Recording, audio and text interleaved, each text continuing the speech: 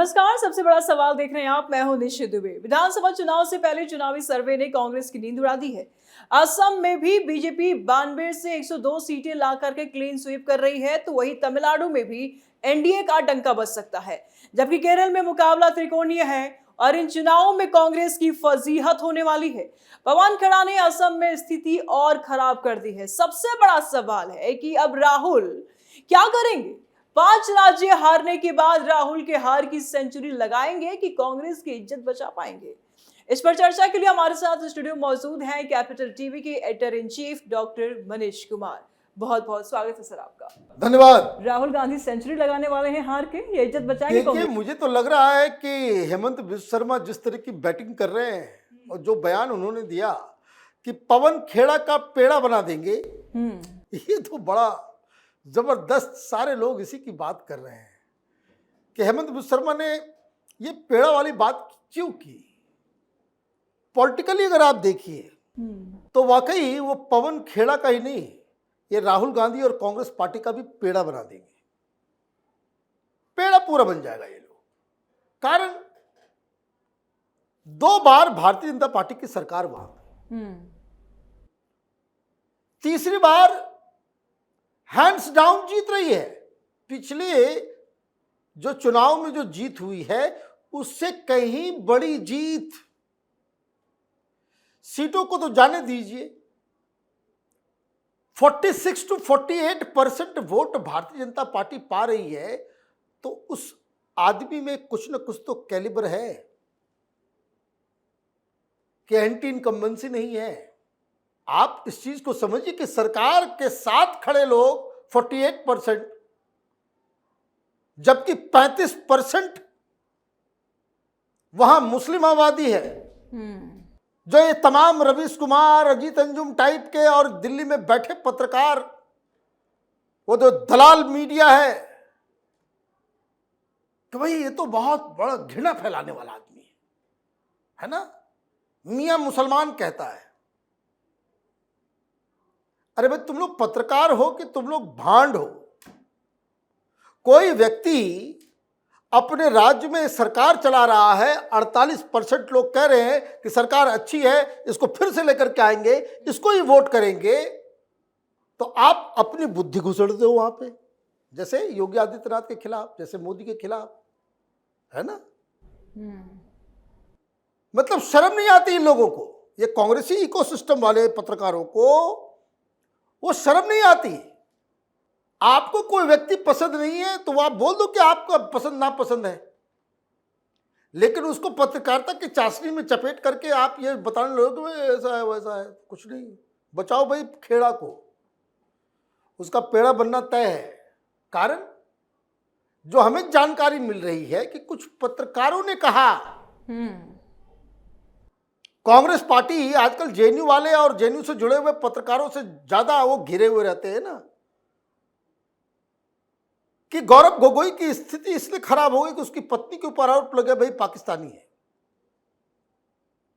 तो ये तो हिंदू हिंदू करता है। कोई ऐसा चीज निकले इसके खिलाफ कि जो है वो हिंदू हृदय सम्राट बनने की जो कोशिश कर रहा है वो खत्म हो जाए, उसी को डैमेज कर दो, उसको डैमेज कर दो। बस नीतियों के ऊपर नहीं, विचारधारा के ऊपर नहीं, मेहनत नहीं करना, संगठन नहीं बनाना, नेता खड़ा नहीं करना, और चुनाव से पहले आपके सारे बड़े बड़े लीडर को उठा लिया सो अलग, तो अंदर पीड़ा थी। तो राहुल गांधी किस तरह से गुंडे की तरह भाषण दे रहे थे। बॉलीवुड में से विलन नहीं होता है कि तुमको छोड़ेंगे नहीं, तो तुम जितना उछलना है, फांदना है, करना है। अरे भाई ठीक है, फिल्मी डायलॉग से राजनीति तो चलती नहीं है। तो आपने क्या किया, आपने पवन पेड़ा को जो है, आपने पवन खेड़ा को जो है आपने आगे कर दिया। अब आगे कर दिया तो वो जाकर के आगे बताया कि देखिए ये हिंदू हृदय बात समझिए, पॉलिटिक्स कहां है कि हेमंत बिस्व शर्मा की पत्नी वो मुस्लिम देशों का नागरिक बनी हुई है। पहले नहीं बनी हुई, अभी भी है। वो कोई पुराना पासपोर्ट नहीं दिखा रहे, वो कह रहे कि अभी भी है।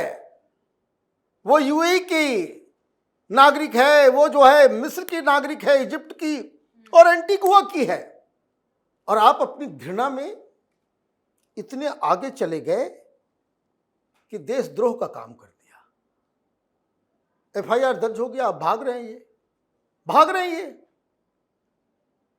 तो आपने ये सारा काम किया किस लिए?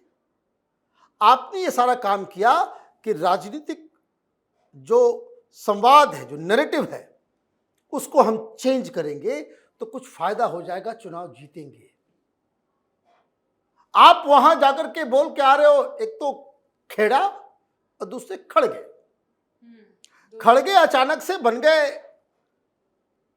5 टाइम नमाज पढ़ने वाले। जिस तरीके से बोल रहे थे तो वैसे तो लग रहा था कि ये तो 7 टाइम पढ़ते होंगे। और कुरान के इतने बड़े ज्ञाता, वो मुस्लिम इलाके में थे, मुसलमानों के सामने कह रहे हैं कि देखिए कुरान में लिखा हुआ है, ऐसा लग रहा है पूरा कुरान पढ़ लिया है। बड़े गजब इन लोगों की कहानी है कि कुरान में लिखा हुआ है कि नमाज अगर अता कर रहे हो तो बगल से सांप गुजरे तो नमाज छोड़ो और सांप को मारो। ये बीजेपी आरएसएस वाले सांप है, तो नमाज छोड़ करके जो है वो, आप देखिए कि क्या मुस्लिम अपीजमेंट, किस तरह के भाषण, किस तरह की चीजें आप दे रहे हो। क्यों किया आपने? आपको मुसलमानों का वोट चाहिए, ठीक है, आपकी नैरेटिव है, आप इसी तरीके से वोट लेना चाहते हैं, है ना, हिंसा करके। तो अब हिंसा नहीं, वो एक नैरेटिव है। आपने कहा कि भाई बीजेपी वाले सब सांप है ना, नमाज छोड़ करके जो है वो। अब आप ये बताओ फिर हिंदू कैसे वोट करेगा? वो तो नमाज पढ़ता नहीं है, आप ये समझिए ना। तो आपने चुनाव के आखिर दिन में, प्रचार के आखिरी दिन में आप इस तरीके के कांड करके आओगे तो आपकी तो जमानत जब्त होने वाली है। आपकी जमानत जब्त हो, जबकि टेक्निकली दो दो बार वहां भारतीय जनता पार्टी जीत गई। कांग्रेस पार्टी का वहां एक छत्र राज हुआ करता था। ये गोगोई साहब के पिताजी मुख्यमंत्री थे, उन्हीं के अंडर में ये सब राजनीति सीखे सारे लोग। और आपकी ऐसी स्थिति हो गई है कि सर्वे वाले बता रहे कि 100 पार उधर होगा, आप जो है 20-25 के ऊपर आकर के लटक जाओगे। तो ये कांड आपने कैसे क्या कर दिया भाई? तो इसका मतलब यही है, ना लीडर है, ना संगठन है, ना विचारधारा है, ना एजेंडा है, ना कुछ है। और ऊपर से आपने पेड़ा को आगे बढ़ा दिया। तो उसका तो हिसाब किताब वो करेगा। और इसका इम्पैक्ट क्या हुआ? इसका इम्पैक्ट जो है कि लास्ट में आप चीजों को पलटने की कोशिश में आप उसी के दबाव में दब गए। और पूरे असम में कह रहे हैं सारे लोग कि इसका पेड़ा बनाना जरूरी है, गिरफ्तार करो इसको। खेड़ा और खड़गे बीजेपी के काम बना रहे हैं या बिगाड़ रहे हैं कांग्रेस? देखिए ये लोग, देखिए राहुल गांधी हो, पवन खेड़ा हो, खड़गे साहब हो, ये श्रीनेत्र हो, जो तमाम प्रवक्ता हो, ये कांग्रेस पार्टी का कम भारतीय जनता पार्टी का ज्यादा प्रचार करते हैं। अभी आप देखिए राहुल गांधी चले गए केरल, क्या क्या बोल करके चले आए। मतलब आप जाकर के फंसा करके चले आए, भाई ईरान के साथ खड़े हो जाओ, ईरान के साथ खड़े हो जाओ।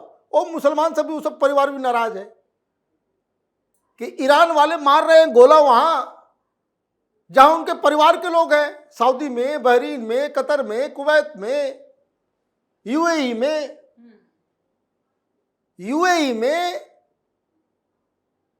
42-45 लाख हिंदुस्तानी हैं, 20 लाख तो केरल का ही होगा वहां। और ये कह रहे हैं उनके साथ खड़े हो जाओ। और आप वहां जो बॉम्ब मार रहा है, मिसाइल मार रहा है, ड्रोन मार रहा है ईरान, ये कांग्रेस वाले पागल हो गए, वो कह रहे हैं कि नहीं ईरान के साथ खड़े हो जाओ। कौन वोट करेगा? तो आप वोट मांगने गए थे या मोदी जी का प्रचार करने गए थे? मोदी जी को मौका मिल गया कि देखिए ये राहुल गांधी जो आता है वो हमें ईरान के साथ खड़े होने कहता है ना, हम अपने परिवार के लोगों को कैसे छोड़ दें। केरल में भी वामपंथियों की 2 बार सरकार आ गई, वहां भी अलट पलट होता है, लेकिन राहुल गांधी की महानता ऐसी है जो लगे हुए सेंचुरी मारने के लिए 95 रन बना चुके हैं हार की। तो यहां स्थिति तो कुछ महीने पहले तक बिल्कुल वामपंथी बर्बाद हो जाएंगे, उस तरह का सिचुएशन था।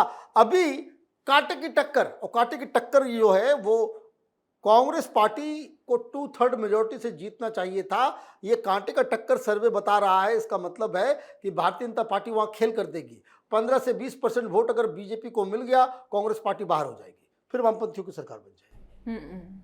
तो बंगाल गया आपके हाथ से, पुदुचेरी का पता नहीं, असम गया आपके हाथ से, केरल भी गया आपके हाथ से। तो हो गया कितना? 99 रन बन गया। 95 के बाद 4, 99, बाकी बच गया तमिलनाडु। तमिलनाडु का सर्वे कह रहा है कि डीएमके जा रही है। ये आपके पार्टनर हैं, या आपके पार्टनर हैं।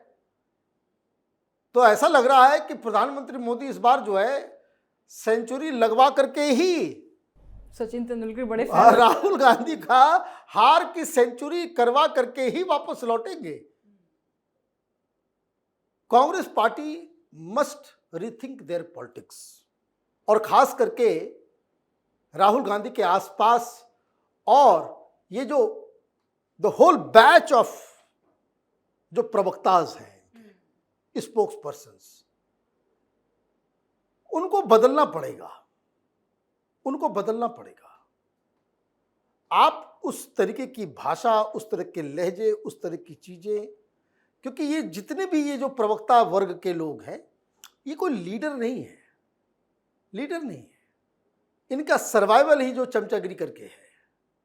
ये चुनाव जीत नहीं सकते, लड़ नहीं सकते। इनको राज्यसभा जाना है, वो भी हाथ जोड़ करके। तो ये मुझे लगता है कि ये जो 4 राज्यों में जो आज तो प्रचार नहीं, कल वोटिंग होगा, ये राहुल गांधी के लिए एक बहुत बड़ा झटका के रूप में साबित होगा। बहुत शुक्रिया सर तमाम जानकारियों के लिए। धन्यवाद। राहुल गांधी ना तो पार्टी चला पा रहे हैं, ना चुनाव जीत रहे हैं, न ही संसद में अपना कोई पॉजिटिव योगदान दे पा रहे हैं। ऐसा लगता है कि वो बीजेपी के लिए, पीएम मोदी के लिए लकी चार्म बन गए हैं।